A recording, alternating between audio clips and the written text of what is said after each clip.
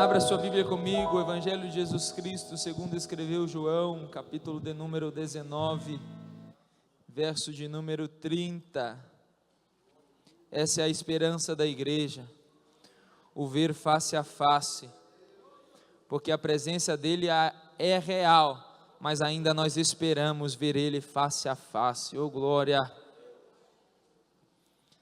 Evangelho de Jesus Cristo, segundo escreveu João, capítulo de número 19, leremos o versículo 30.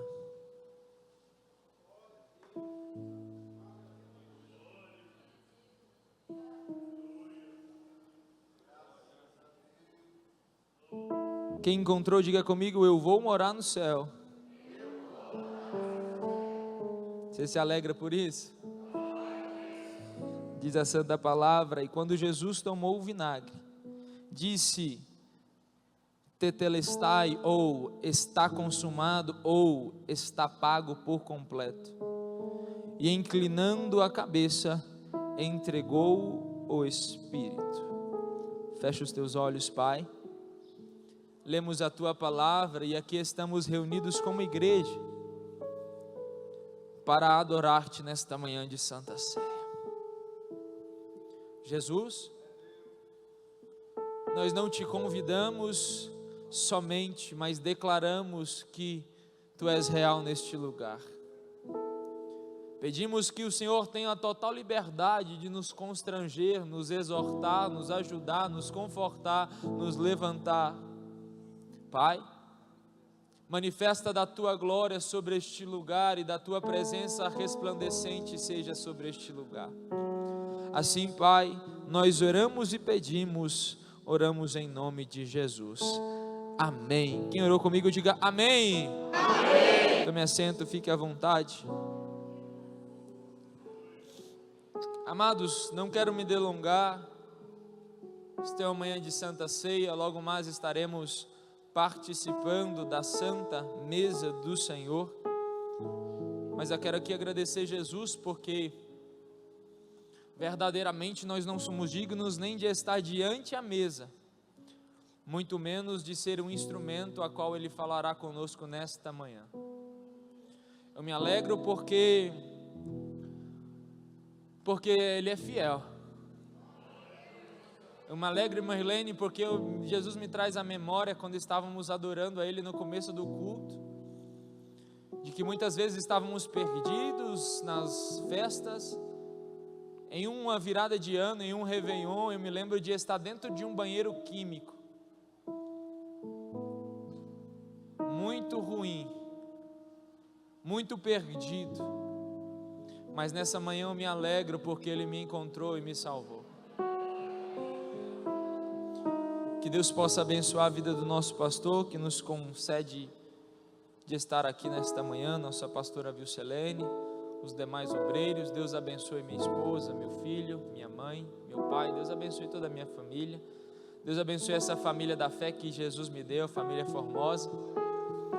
E nesta manhã, o Espírito Santo nos dando palavra, nós queremos nos ministrar sobre o tema Ele foi até o fim. Porque verdadeiramente Ele foi até o fim. O que me chama mais atenção, irmã Pet, na Bíblia, é que Jesus não é mais um personagem. Irmã Rosamira, Jesus não é mais uma pessoa e uma figura histórica. Por mais que muitos judaizantes creem que Jesus é mais um dos profetas, e mais uma pessoa sim de notória importância, mas não o Messias. Mas Jesus, para nós que cremos, Ele não é mais um homem. Ele não é mais uma pessoa retratada na Bíblia Sagrada. Ele é sim o alvo da Bíblia. Ele é sim o princípio e o meio e o fim. A primeira profecia bíblica é retratando do Messias. Gênesis capítulo 3, verso de número 15, Deus diz: nascerá um da semente da mulher que pisará a cabeça da serpente. A primeira profecia bíblica está dizendo que o Messias viria. E Jesus, ele não pode ser contextualizado, tratado, representado e cultuado como mais um homem que passou. Nós pregamos sobre Pedro, Paulo, Tiago, João, Mateus, Marcos, Lucas, grandes evangelistas, grandes apóstolos. Pregamos e nos inspiramos nesses homens, mas Jesus não é apenas uma inspiração ou motivo da nossa pregação, Ele é o motivo e a razão das nossas vidas.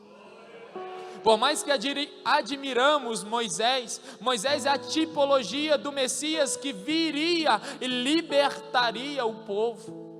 Nós nos admiramos e vemos sobre o tabernáculo, a presença de Deus era real, no lugar santo, no santíssimo, no santo dos santos, no átrio, mas Jesus Ele é, e nós sabemos e entendemos por história e pelos historiadores que para se entrar no tabernáculo e chegar até a Arca da Aliança, tinha 3 portas, a porta da verdade, a porta do caminho e a porta da vida. E João capítulo 4, versículo 6, o mesmo Jesus diz: eu sou o caminho, a verdade e a vida. A Bíblia não mais é o que Deus deixou para apontar Cristo como centro. Por isso hoje não podemos nos apegar a um evangelho antropocêntrico, onde o homem é a razão de tudo. Não, este evangelho cujo Deus deixou para a sua igreja, cujo Deus deixou como referência, manual de vida, ele não aponta para um homem a não ser Cristo. E esse Cristo cujo qual nós pregamos, Ele foi até o fim. O que mais me chama a atenção é que a Bíblia vai trazer profecias. Isaías capítulo 7 verso 14 diz: e eis que a virgem conceberá e dará à luz um filho, e se chamará o seu nome Emanuel, ou seja, Deus conosco. Ele foi prometido e ele também se cumpriu quando nasceu de uma virgem, e o seu nome verdadeiramente é Deus conosco, Emanuel. Também Miqueias capítulo 5 verso de número 2 diz: e tu, Belém Efrata, de ti sairá o que há de reinar em Israel. Jesus nasceu em Israel e nasceu em Belém da Judeia. Tendo nascido Jesus em Belém da Judeia, Mateus capítulo 2 verso 11. Esse Jesus ele foi prometido, e também prometido que do tronco de Jessé, a raiz de Davi, sairia o rebento, e Jesus Cristo, filho de Davi, nasceu. A maior notícia da humanidade são duas. As maiores notícias da humanidade são apenas duas. Nós temos na vida muitas notícias boas e que mudam as nossas histórias. Estivemos participando da revelação, né, Emily? Vem aí a Elisa. Isso mudará a vida do Mateus Nogueira e da Emily para sempre, um filho. Talvez a notícia que mude a nossa história seja um filho, seja uma oportunidade de emprego, seja a oportunidade de ser alguém diferente, mas não, meu irmão. As duas maiores notícias que temos nas nossas histórias, a primeira é: hoje vos nasceu o menino. Que menino é esse, irmã Rayane Batista? Jesus nasceu. E porque Ele nasceu, nós temos esperança, sede. Mas a segunda maior notícia que temos, depois de saber que o menino nasceu, o prometido se tornou realidade. A promessa de Deus em Gênesis 3,15, da semente da mulher nasceu aquele que pisaria e pisou a cabeça da serpente.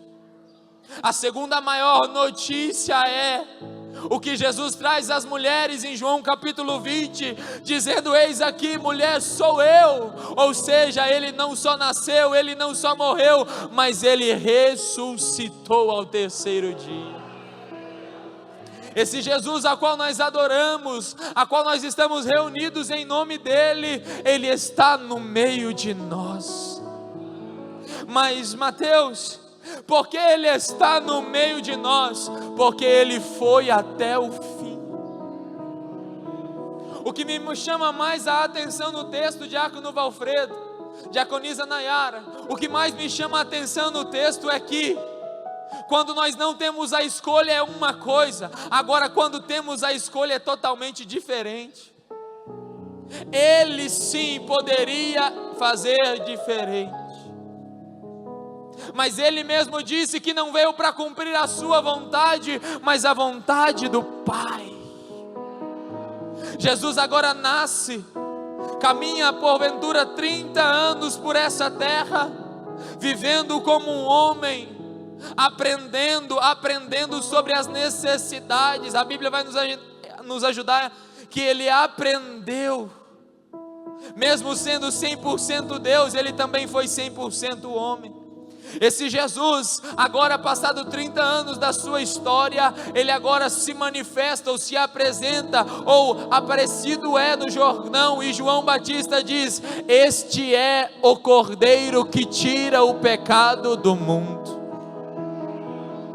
Ele é sim o predito, quando João Batista diz: eu não sou a voz, eu sou a voz do que clama, e o que clama não só clama, mas também aparece a João Batista. Jesus agora com aproximadamente 30 anos começa o seu ministério afinco, chama para si, depois de orar uma noite toda no monte, desce do monte e chama dentre os seus discípulos 12 dos seus discípulos. Orando, Jesus chama-os, e chamando-os, Jesus o ensina-os. Entendendo isso, Jesus continua a sua trajetória. Jesus começa a curar, a multiplicar. O primeiro milagre de Jesus foi num casamento. Jesus transforma água em vinho. Jesus chama em existência o que não existe. Jesus transforma o que era prejuízo em expectativa. Esse mesmo Jesus foi começado a ser experimentado em dores. Esse mesmo Jesus que operava milagres, ele começou a ser procurado, foragido, e a perseguição começa. Jesus, o homem mais santo, Jesus, o homem mais puro, Jesus, o homem mais admirável, começou a ser perseguido. Mas eu tenho uma palavra para você: ele foi até o fim. Mesmo perseguido, curava. Mesmo perseguido, ensinava.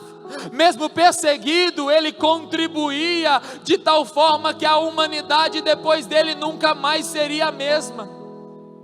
Jesus começa a fazer o que foi trazido neste mundo, o que o Pai estabeleceu para ele, e ele mesmo disse: Pai, estabelece-me como o segundo, retira o primeiro, estabelece o segundo. E Romanos capítulo 5 diz que por meio do pecado de um só, o pecado entrou no mundo, mas pela justificação vicária de um homem só,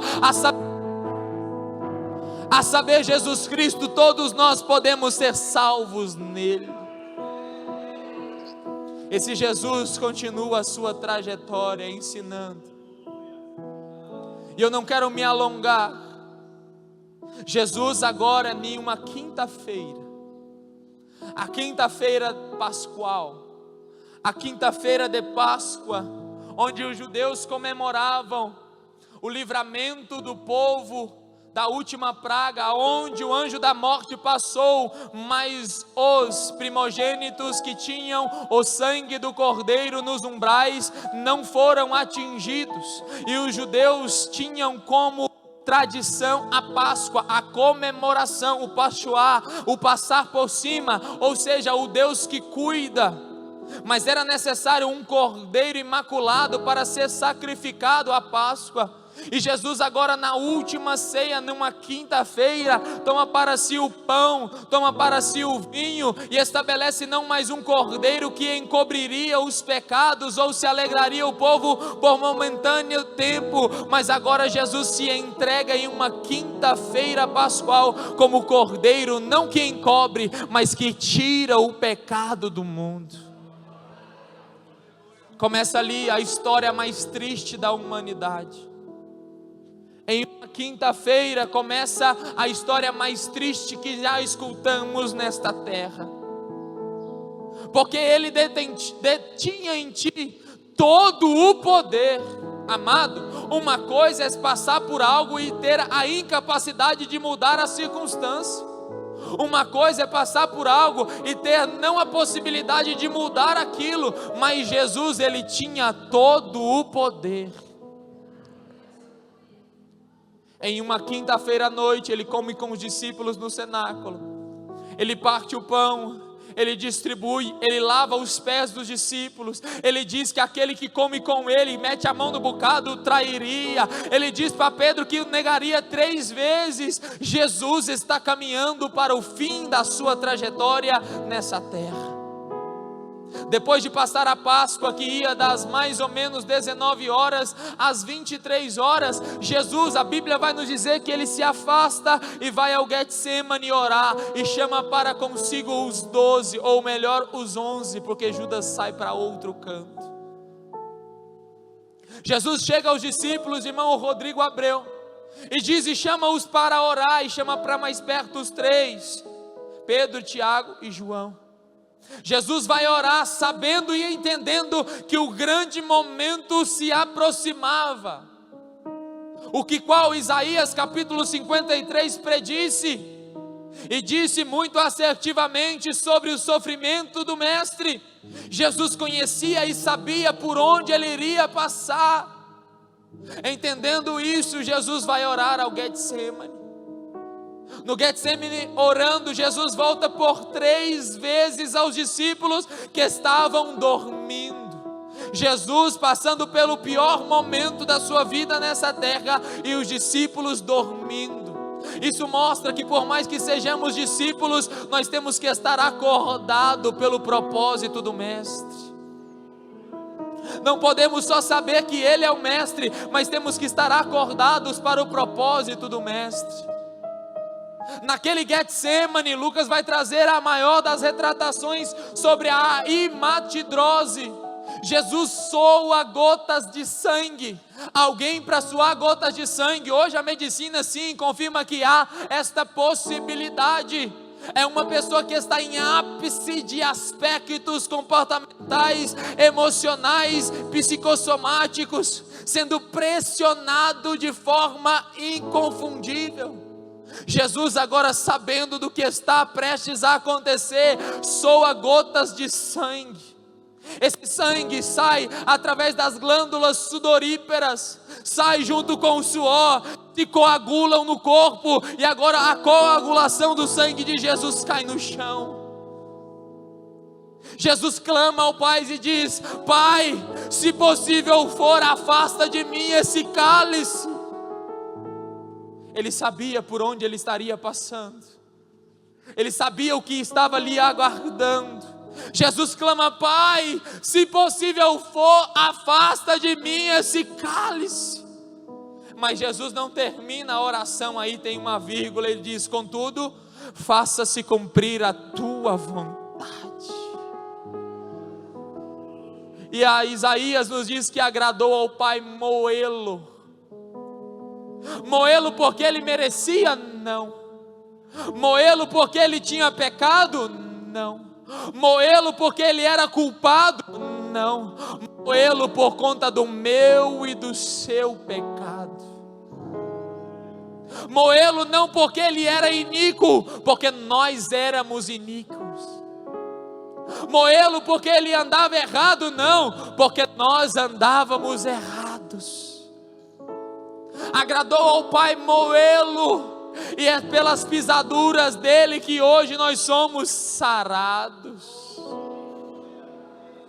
Mas ele não desistiu quando soou gotas de sangue. Ele não parou quando o corpo dele disse a ele, através da hematidrose, que ele estava no ápice da pressão. Ele não parou, ele poderia sim desistir, mas havia um propósito estabelecido. Jesus volta a 3ª vez para falar com os discípulos, e a Bíblia vai dizer que antes dele terminar a fala, chegou Judas. Judas o beija, o beijo mais íntimo e mais traidor de toda a história. o beijo de alguém próximo que o trairia de forma descomunal. O beijo de Judas era a retratação de que quem trai é quem está perto. Por isso nós temos que nos atentar, porque dizemos que somos dele, estamos perto dele, e se não vigiarmos, somos nós que o traímos. Judas o troca por 30 moedas de prata. Vem aqueles salteadores, ou Jesus melhor disse: vocês vêm contra mim com paus e pedras? Eu estive todos os dias os ensinando na sinagoga. Prendem Jesus, levam Jesus a Anás e Caifás. Jesus é julgado pela madrugada. O que não era legal se tornou ilegal em Cristo. Não era legal julgar alguém durante a noite, mas Jesus foi julgado por Anás e Caifás, os sumos sacerdotes, achado ele condenado, mas não poderia o levar à morte, pois só quem detentia o poder de levar alguém à morte era Roma. Jesus é levado a Pilatos, o segundo julgamento de Cristo. Jesus agora chega diante da maior autoridade da época, da sua região da Judéia. Pilatos olha para Jesus e não encontra nele nada que o possa acusar, e como era judeu, levou-o a Herodes. Herodes também não quis julgá-lo e não achou nada que o condenava. Voltou Jesus para Pilatos. Jesus passou a noite inteira apanhando de julgamento em julgamento. Não se enganem achando que aqueles que o prenderam somente pegaram na mão e disseram: vem comigo, mestre. Não, Jesus apanhou mais do que você e eu imaginamos. Pela cultura judaica, 40 menos 1 eram os açoites que um condenado ou um julgado tomava. Há um livro muito interessante que todos nós cristãos devíamos ler: A Crucificação de Cristo pelo olhar de um cirurgião. Amado, Jesus apanhou mais do que qualquer um homem. Isaías vai dizer que ele foi desfigurado. Ele foi sim desfigurado. Jesus apanhou ao primeiro julgamento. Passou a madrugada encarcerado. Foi julgado pela manhã condenado. E Pilatos, depois de condená-lo por medo de César, por medo de ser levado a César, porque o discurso daqueles que condenaram Jesus não era só que ele se designava como filho de Deus, não, é que ele arrazoava, ou seja, causava motins, por isso foi condenado à morte. Mas como assim? Aquele que o motivo da reunião não era algazarra, era cura, milagre, transformação de vidas. Mas ele foi levado, aprisionado e maltratado. Bateram nele com paus e pedras. Bateram nele com aquele chicote que fragum no grego, o flagelo, que era feito de couro vivo, não tratado. Só apanhar de couro já dói, sim ou não? Mas na ponta daquele flagelo tinha também ou ossos de carneiro ou chumbo. Amado, quando aquilo batia em Cristo, arrancava a pele dele. Mateus, tu está querendo me emocionar? Não, a Bíblia que está dizendo isso. O que eu estou dizendo é que ele foi até o fim. Jesus flagelado, passou a noite inteira acordado, sendo esbofeteado. Agora é julgado por Pilatos na fortaleza de Antônio. Pilatos dá o veredito. Mesmo lavando as mãos, ele se omite e condena Cristo à morte de cruz. Amados, a morte de cruz é a morte mais exacerbada daquele tempo.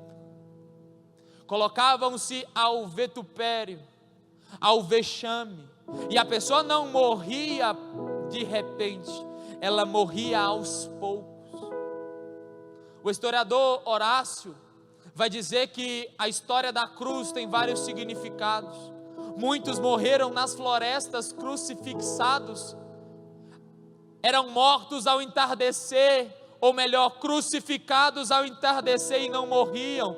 As bestas feras, os lobos, viam de noite e matavam aqueles que estavam crucifixados no meio das florestas. A crucificação era a morte mais vitupérea, ou seja, a mais vergonhosa da época.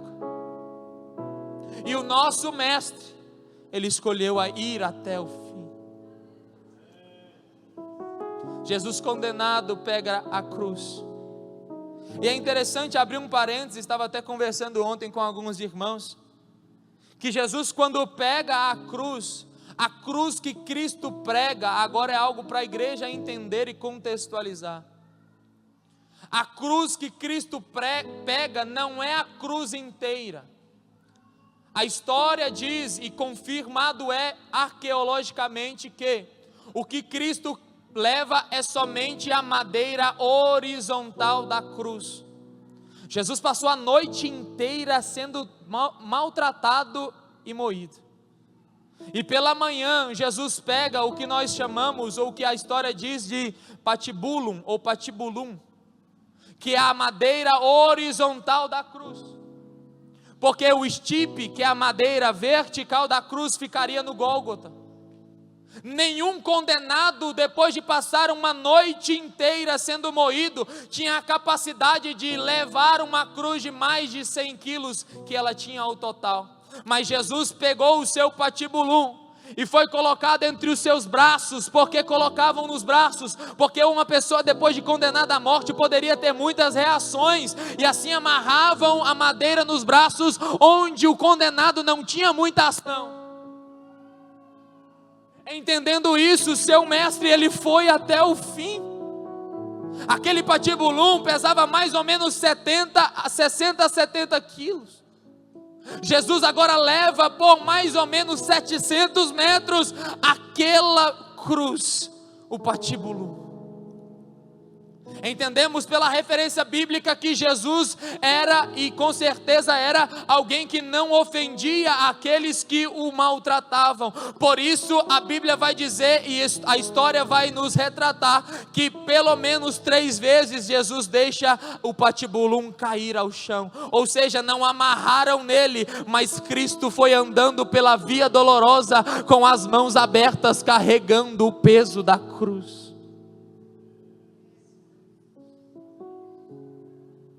Era uma vergonha, era o caminho mais vergonhoso e mais dolorido. Amados, para o judeu era 40 mais um açoite, mas para quem era romano não tinha limite. O limite era que a pessoa conseguisse sair viva para morrer na cruz. Jesus apanhou muito mais de 39 vezes de chicote. E todo condenado, quando passava por isso, ia carregando ao Gólgota aquilo que seria a sua cruz, ou se configuraria a sua cruz. Levava no peito, ou alguém levava para ele a sua culpa e quem ele era. Imagine comigo, o seu Jesus, o homem mais limpo, o meu Jesus, o homem mais puro, o nosso Deus encarnado, aquele que seria e foi o nosso libertador, o amado de Deus, o unigênito do Pai, o primogênito dentre os mortos, é Ele. Ele está carregando em uma via dolorosa um madeiro em suas mãos transversas, 700 metros, com a placa no peito dizendo: Jesus o Nazareno, o Rei dos Judeus. Se não bastasse só o madeira em seus braços, foi colocado uma coroa de espinhos na sua cabeça. Talvez a retratação artística que temos, talvez as pinturas que foram pintadas não são verídicas, e historicamente dizendo não são. O que Cristo colocou na cabeça não foi essa coroa que somente rodeava a sua cabeça, não. A coroa era mais um capuz todo feito de espinhos. Não fincou a cabeça, o crânio dele na lateral, foi em cima e dos lados. Jesus agora caminhava com uma coroa de espinhos, cerrada como um capuz na sua cabeça, carregando um madeiro entre os ombros, com uma placa no peito dizendo: Jesus o Nazareno, o Rei dos Judeus. A Via Dolorosa não era uma rua escondida. A Via Dolorosa é uma das ruas mais movimentadas daquela época. O comércio era do lado esquerdo e do lado direito. E o seu Jesus desistiu? Não, ele foi até o fim. Quem sabe carregando um madeiro entre os braços, com a placa no peito dizendo: Jesus o Nazareno, o Rei dos Judeus, com uma coroa ou um capuz de espinhos, olhavam para ele meneando a cabeça, olhavam para ele desprezando, olhavam para ele menosprezando, mas ele foi até o fim. As chagas de Jesus eram incomparáveis, irmãos. A dor de Jesus era incomparável. A vergonha cuja qual colocaram o mestre era incomparável. E Jesus vai 700 metros até o Gólgota, o Monte da Caveira. Agora chega ao Gólgota e não só está com os braços abraçando o madeiro, não. Deitam-o sobre o patibulum, ou patibulum, a madeira horizontal. Pregam, não amarram, pregam as suas mãos. Pregam suas mãos no madeiro, colocam o patibulum no estipe, colocam Jesus preso somente com as mãos no madeiro, prendem os pés de Jesus e prendem os pés de Jesus. Amados, a morte de Jesus é uma morte cuja qual nós não imaginamos. Se você for estudar medicinalmente ou através da medicina o que Cristo sofreu, quando se prende uma pessoa, e isso no governo de Hitler, Alemanha, naquele tempo, para se torturar alguém, se amarrava os braços dessa pessoa para cima em uma coluna e tiravam os seus pés do chão. Por quê? Quando se levanta a mão, em menos de 6 minutos o seu coração comprime o seu pulmão e você vai morrendo sem ar.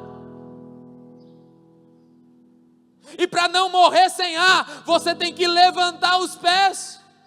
Imagine agora Cristo preso com as mãos, os pés presos, deita-se o seu corpo. Jesus começa a morrer, e uma ação involuntária do corpo é levantar os pés para que possa se respirar.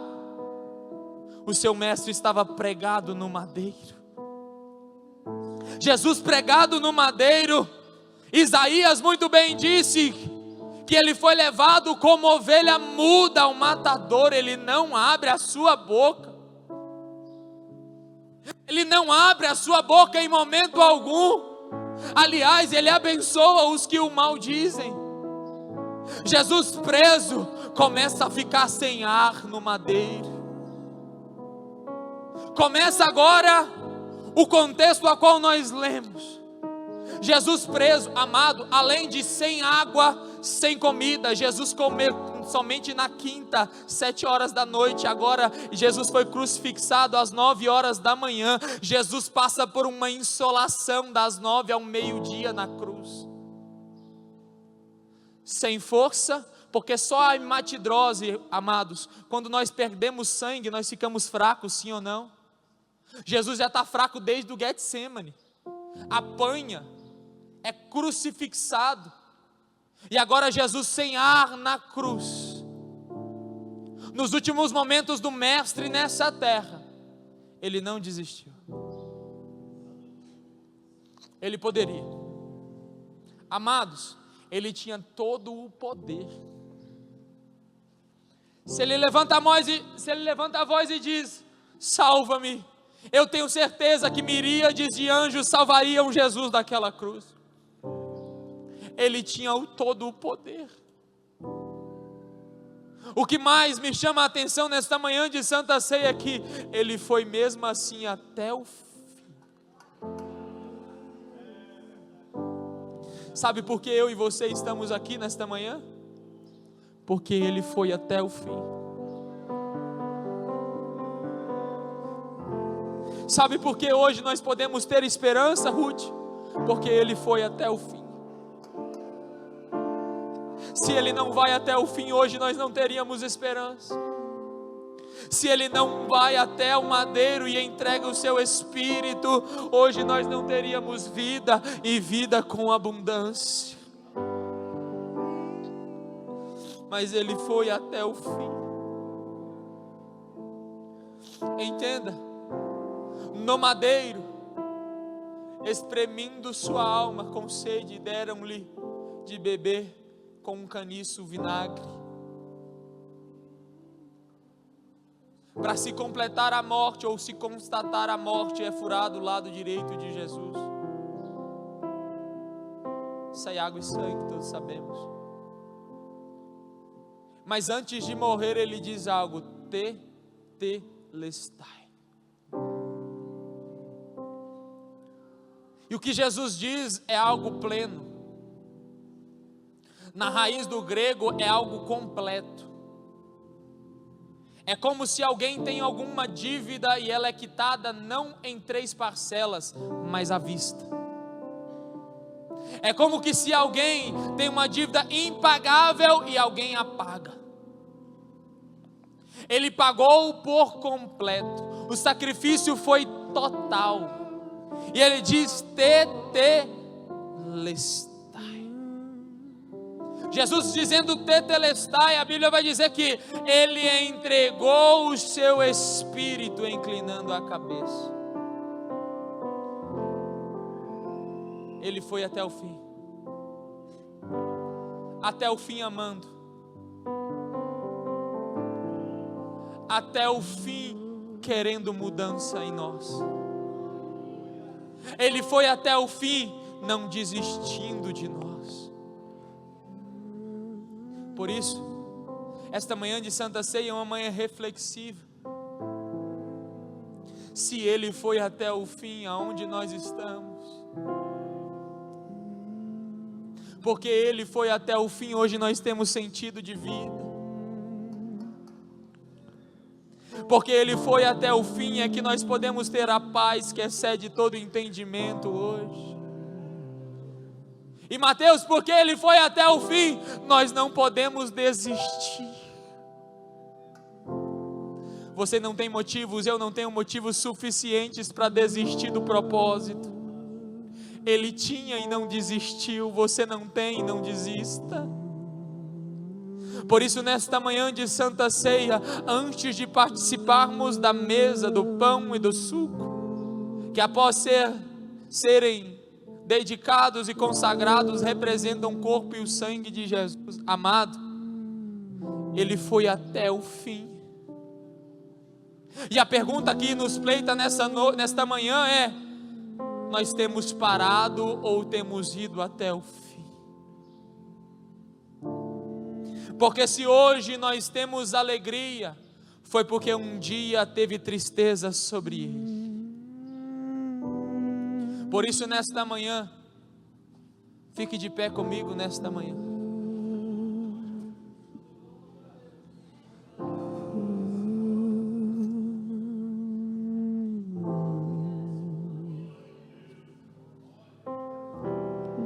Amados, hoje é dia de lembrar-nos que Ele foi até o fim. Quando eu digo que Ele foi até o fim, vem na sua e na minha mente o que temos falhado. Quando eu digo que Ele foi até o fim, vem na minha e na sua mente as nossas omissões com Ele. Quando eu digo que Ele foi até o fim, vem sobre mim e sobre você o temor de estarmos fazendo tão pouca coisa por Ele. Quando eu digo que Ele foi até o fim, eu digo porque realmente isso tem que nos constranger. Feche os teus olhos comigo.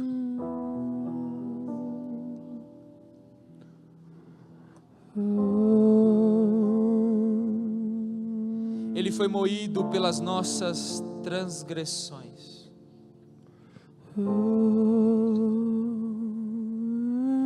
Talvez essa manhã seja a manhã de você e eu dissermos a Deus e a Jesus assim: Jesus, me perdoa por ter parado no meio do propósito enquanto o Senhor foi até o fim. Talvez essa manhã de Santa Ceia seja uma manhã reflexiva para nós obreiros, que muito mais reclamamos do ministério do que cumprimos o propósito. E eu vou te dizer mais: eu não creio num Cristo sofrido, num Cristo que foi alguém que viveu triste pelo propósito. Não, ele foi ao fim com alegria, porque Isaías vai dizer que ele veria o resultado, e o resultado daquilo que ele foi até o fim somos nós. Ele morreu para que hoje estivéssemos vivos.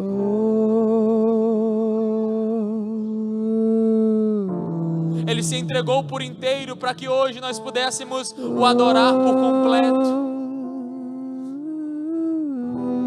Que nesta manhã de Santa Ceia nós possamos olhar para o Calvário e ver Cristo crucifixado naquele madeiro, olhando para cada um de nós e dizendo: eu fui até o fim.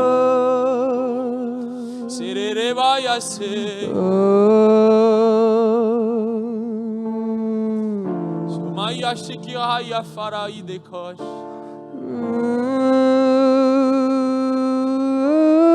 Ele não desistiu de nós. Ele foi até o fim. Feche os teus olhos, Pai. Eu oro a Ti nesta manhã. Esta manhã de Santa Ceia, Senhor, cuja qual o Senhor nos permitiu de estarmos aqui Te adorando. Preguei a palavra que Tu colocara em meu coração, entendendo que o Senhor foi até o fim e nós não podemos desistir na metade. Pai, que nesta manhã o Senhor constranja corações aqui, de pessoas que estão orando e dizendo: o Senhor me perdoa por fazer tão pouco enquanto o Senhor fez tudo. Senhor, constranja corações nesta manhã, dizendo a estes, olhando para cada um de nós naquele Calvário e dizendo: tetelestai por Ti. Está pago o preço que nós não poderíamos pagar. Está feito o que nós não poderíamos fazer. Eita, Jesus maravilhoso.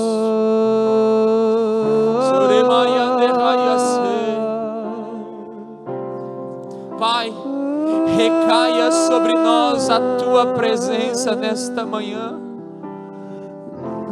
Recaia sobre nós a Tua vontade, Senhor.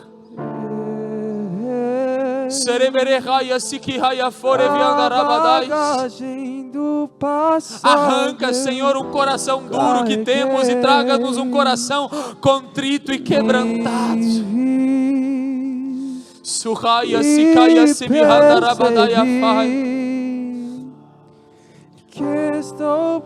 Ajuda a Tua igreja, Senhor, a reconhecer que o Senhor foi até o fim e não desistiu de nós.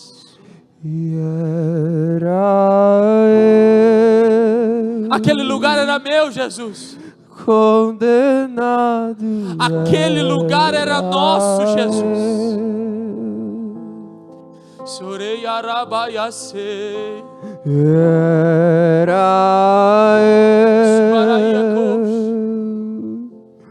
Condenado era Sorei maia sikohaya fosh. E Ele foi julgado em meu lugar. Calvário. vida, e Ele foi julgado em meu lugar, e hoje eu tenho vida, escandaloso. Ele foi até o fim porque te ama. Ele foi até o fim porque te espera. Ele foi até o fim para que você pudesse estar aqui hoje com vida. Escandaloso amor que me encontrou, e hoje eu tenho vida. Levante sua mão comigo. Comece a glorificar porque Ele foi até o fim. Condenado. Se você pode, diga a Ele: obrigado, Jesus, porque o Senhor foi até o fim.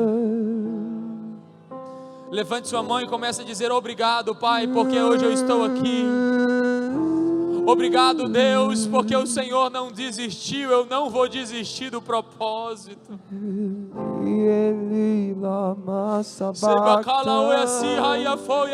Deus, meu Deus, comece a dizer: Deus, obrigado pela tua obra.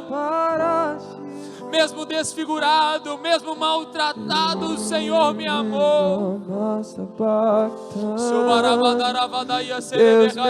Deus, Ele se sentiu sozinho naquele Calvário. Para que hoje você tivesse o Espírito Santo.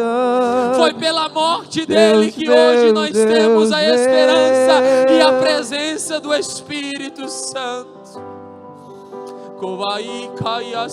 E eis que o véu se rasgou, hoje nós temos livre acesso. Sinta a presença de Deus. Acontecia entre a terra e o céu, o véu se rasgou, a terra tremeu. Água acontecia entre a terra e o céu.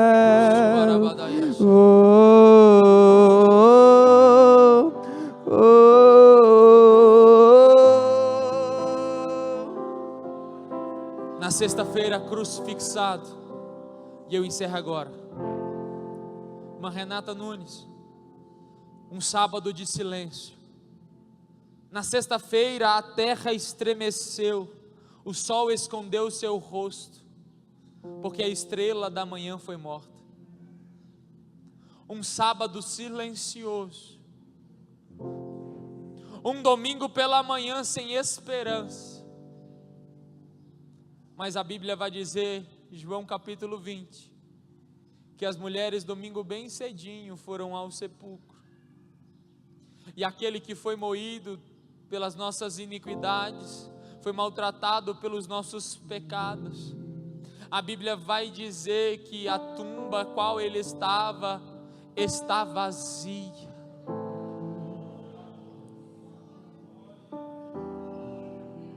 Por mais que temos que lembrar sim do jugo da cesta, para lembrar o preço alto que ele pagou, não desistindo de mim, de você. Isso constrange, transgride o nosso coração, mas nós vivemos sobre o jugo do domingo. Domingo bem pela manhã as mulheres foram ao sepulcro e encontraram um anjo em cima da pedra, ou melhor, em cima daquele lugar. E a pergunta do anjo às mulheres é interessante, dizendo: por que vocês procuram dentre os mortos aquele que está vivo? He is not here, He is risen. Ele não está aqui, Ele já ressuscitou. Mateus, por que Ele ressuscitou? Porque Ele foi até o fim. porque hoje Ele alegra a minha alma, dizendo: eu estou no meio de vós, porque Ele foi até o fim, e Ele foi até o fim e está no meio da igreja, renovando, fortalecendo, levantando, abençoando, dando caminho, esperança, sentido de vida, paz que excede o entendimento. Hoje Ele nos traz alegria, porque Ele foi até o fim, e foi-lhe dado todo o poder no céu e na terra, e Ele está sentado à destra do Pai, e além dele estar lá, Ele está para vir buscar a sua igreja.